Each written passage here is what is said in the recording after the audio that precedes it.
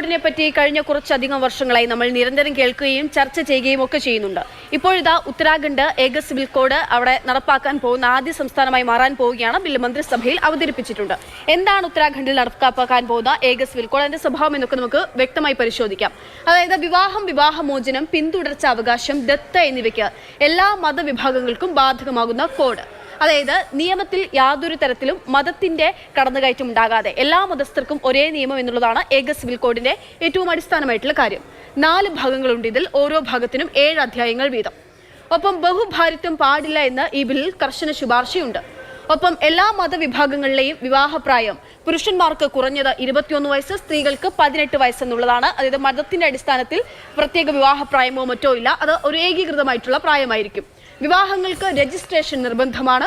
ഒപ്പം തന്നെ വിവാഹമോചനത്തിന് എല്ലാ വിഭാഗങ്ങൾക്കും സമാനമായിട്ടുള്ള നടപടിക്രമങ്ങൾ എങ്ങനെയാണോ നിയമം അനുശാസിക്കുന്നത് അതുപോലെ മാത്രമേ എല്ലാ മതവിഭാഗങ്ങൾക്കും ഈ വിവാഹമോചനം നടത്താൻ സാധിക്കൂ.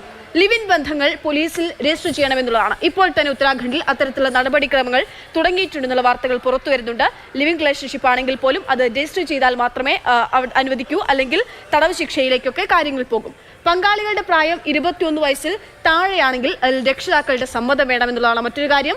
തെറ്റായ വിവരങ്ങൾ നൽകുകയോ രജിസ്റ്റർ ചെയ്യാതിരിക്കുകയോ ആണെങ്കിൽ 3 മാസം വരെ തടവും 25,000 രൂപ വരെ പിഴയും ഈടാക്കും. ഇങ്ങനെ ഇത്തരത്തിലുള്ള തെറ്റ് ചെയ്യുന്നവരിൽ നിന്നുള്ളതാണ് ഈ നിയമത്തിന്റെ മറ്റൊരു ഭാഗം. ഒപ്പം രക്ഷിതാക്കളുടെ സ്വത്തിൽ പെൺകുട്ടികൾക്ക് തുല്യ അവകാശം. പലയിടങ്ങളിലായി ഇത് പല പ്രശ്നങ്ങളും രാജ്യത്ത് നിലനിൽക്കുന്നുണ്ട്. അവിടെ പെൺകുട്ടികൾക്ക് ഈ രക്ഷിതാക്കളുടെ സ്വത്തിൽ തുല്യ അവകാശം ഉണ്ടാകും. കുട്ടികളെ ദത്തെടുക്കുന്ന നടപടിക്രമങ്ങൾ എളുപ്പത്തിലാക്കുക എന്നതുകൂടി ഈ നിയമത്തിന്റെ ഉദ്ദേശത്തിലുണ്ട്. മുസ്ലിം വനിതകൾക്കും കുട്ടികളെ ദത്തെടുക്കാനുള്ള സൗകര്യം ഈ നിയമത്തിന്റെ ഭാഗമായി അത്തരത്തിലുള്ള ഇളവ് ലഭ്യമാവും. ഹലാല, മുത്തലാഖ് തുടങ്ങിയ ആചാരങ്ങൾ ചട്ടവിരുദ്ധവും ശിക്ഷാർഹവുമാണെന്ന് ഈ ഏകീകൃത സിവിൽ കോഡിലൂടെ ചൂണ്ടിക്കാട്ടുന്നു.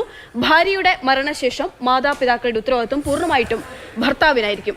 ഭാര്യ ഭർത്താക്കന്മാർ തമ്മിൽ തർക്കമുണ്ടായിട്ടുണ്ടെങ്കിൽ ആ കുട്ടികളെ സംരക്ഷിക്കേണ്ടത് ഇവരുടെ മുത്തച്ഛനും മുത്തശ്ശിയും, അതായത് ഭാര്യയുടെ ഭർത്താവിൻ്റെയും അച്ഛനും അമ്മയുമായിരിക്കും എന്നുള്ള കാര്യവും ഈ ബില്ലിൽ ചൂണ്ടിക്കാണിക്കുന്നു. അപ്പോൾ ഇതിന് ഉത്തരാഖണ്ഡ് സംസ്ഥാനത്തെ ST വിഭാഗത്തെ ഈ ഏക സിവിൽ കോഡിന്റെ പരിധിയിൽ നിന്ന് പൂർണ്ണമായും ഒഴിവാക്കിയിട്ടുണ്ട്.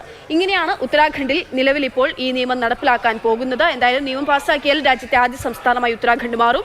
രാജ്യത്തെ എല്ലായിടത്തും ഏക സിവിൽ കോഡ് ഉടൻ നടപ്പിലാക്കും എന്നുള്ളതാണ് കേന്ദ്ര സർക്കാർ മുന്നോട്ട് വയ്ക്കുന്ന വാഗ്ദാനം, അല്ലെങ്കിൽ അവരുടെ അവകാശവാദം. അതാണ് അവർ പറയുന്നത്. അതേസമയം പൂർണ്ണമായും നമ്മുടെ രാജ്യത്തിന്റെ ഒരു വൈവിധ്യത്തെയും അത്തരത്തിലുള്ള വൈവിധ്യത്തെയൊക്കെ തച്ചുടയ്ക്കുന്നതാണ് ഈ നിയമം, ഈ ഏകീകൃത സിവിൽ കോഡ് എന്നുള്ളതാണ് ഇതിനെതിരെ ഉയരുന്ന വിമർശനം.